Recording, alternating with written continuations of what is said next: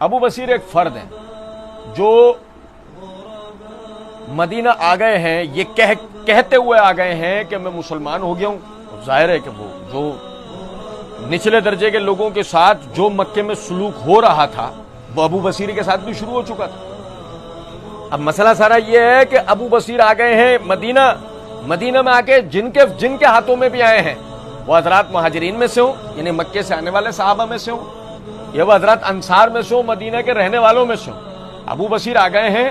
ابو بصیر یہ کہہ رہے ہیں میں مسلمان ہو گیا ہوں، میرے ساتھ وہاں ظلم و ستم روا تھا، میں کسی طرح جان بچا کر مدینہ پہنچ گیا ہوں. اور ایک مسلمان بھائی دوسرے مسلمان بھائی کی کہی ہوئی زبانی بات کو تسلیم کر کے اسے اپنے پاس پناہ دے دیتا ہے، یہ سوچے بغیر، یہ جانے بغیر. کسی کو قتل کر کے تو نہیں آیا، کوئی چوری ڈکیتی کر کے تو نہیں آیا، کچھ ایسا غلط تو نہیں کر کے آیا آ کے ہمیں یہاں پر یہ شو کر رہا ہے کہ میں مسلمان ہو کے آ گیا ہوں، تم لوگ میرا ساتھ دو. نہیں. کون ہے؟ بات ختم. اور نبی صلی اللہ علیہ وسلم کو نہیں پتا ہے. آپ سمجھیں اس بات. کیوں؟ کیا بحث اس سے نہیں ہے. بحث اس سے ہے کہ ابو بصیر آ گئے. ابو بصیر کو سپورٹ کرنے والا ایک شہر ہے مسلمانوں کا اس وقت دنیا میں.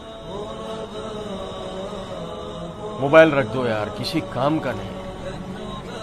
سنو، ابو بصیر کو سپورٹ کرنے والا پوری دنیا میں صرف ایک ہی مسلمانوں کا شہر ہے. اس وقت پوری دنیا میں مسلمانوں کی 44 ریاستیں ہیں. اگر برما والے اپنے علاقوں سے ہجرتوں پر مجبور کر دیے گئے تو ان کے لیے آپ میں سے کوئی سرحدیں کھولنے کو تیار تھا؟ اگر مثال کے طور پہ حوثی باغیوں کے خلاف آپ کی فوج کو وہاں پر لڑنے کے لیے جانا پڑ رہا ہے تو آپ ہی کے اندر سے کچھ لوگ کھڑے ہو کر یہ بات کر رہے ہیں تمہارا عربوں کی جنگ سے کیا تعلق ہے؟ اور بھائی میرے کچھ سمجھ رہے ہیں بات کو یا نہیں؟ میں کیا بتانا چاہ رہا ہوں. صورتحال یہ ہے کہ ابو بصیر کو انصار تو جانتے بھی نہیں ہوں گے نا. اور بھائی انصار تو ان کو جانتے بھی نہیں ہوں گے، مگر اس کے باوجود کیا کہا اس نے کہ کون ہے یہ مار رہے تھے؟ ٹھیک ہے بس بھائی یہ تو ہمارا. دو آدمیوں کو قریش نے بھیجا، وہ نبی صلی اللہ علیہ وسلم کے پاس آیا اور کہا ہمارا آپ کا کمٹمنٹ ہے، معاہدہ ہے ہمارا آپ کا. چنانچہ نبی صلی اللہ علیہ وسلم نے ابو بصیر کو واپس کر دیا. قریش کے دونوں افراد جب انہیں واپس لے کر لوٹے اور ذوالحلیفہ پہنچے تو کھجور کھانے کے لیے اترے جو ان کے ساتھ تھی. ابو بصیر نے ان میں سے ایک سے کہا اللہ کی قسم تمہاری تلوار بہت اچھی لگ رہی ہے. دوسرے ساتھی نے تلوار نے ہم سے نکال کر دے دی. اس شخص نے کہا ہاں اللہ کی قسم نہایت عمدہ تلوار ہے، میں اس کا بارہا تجربہ کر چکا ہوں. ابو بصیر نے اس پر بولا ذرا مجھے بھی دکھاؤ. اس طرح اسے قبضے میں کر لیا. پھر اس شخص نے تلوار کے مالک کو ایسی ضرب لگائی کہ وہ وہیں ٹھنڈا ہو گیا.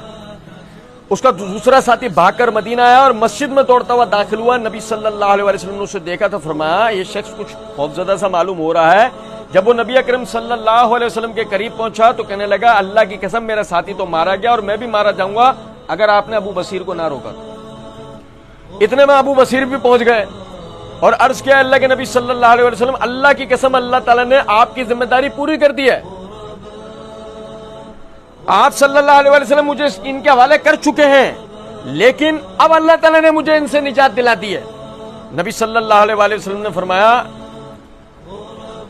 یعنی تیرے لیے خرابی ہو، اگر اس کا کوئی ایک بھی مددگار ہوتا تو پھر لڑائی کے شعلے جنگ کے شعلے بھڑک اٹھتے.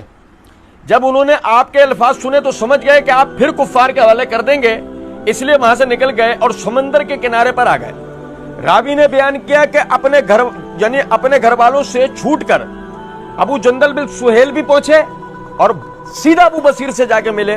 اور اب حال یہ تھا کہ قریش کا جو شخص بھی اسلام لاتا مدینے جانے کے بجائے سیدھا ابو بصیر کے پاس ساحل سمندر پہنچ جاتا.